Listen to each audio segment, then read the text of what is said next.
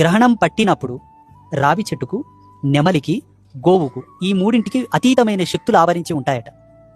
ఆ సమయంలో ఇక రావి చెట్టు దగ్గరికి వెళ్ళి అంత పసుపు కుంకుమ అక్షింతలేసి వచ్చే నీళ్లు పోసి దండం పెట్టుకొని ప్రదక్షిణం చేసి ఆ చెట్టు మొదట్లో మనం బొట్టు పెట్టుకుంటే అక్కడనే ఆ చెట్టు కింద ఒక 5 నిమిషాలు కూర్చుంటే ఆ సాధకుడు అద్భుతమైన చైతన్యాన్ని రిసీవింగ్ చేసుకుంటాడు, డౌన్లోడ్. ఎక్కడి నుంచి వస్తుంది ఆ శక్తి? ఈ సుడి నుండి పోతుంది, బ్రహ్మరంధ్రం నుంచి లోపలికి ప్రవేశిస్తుంది.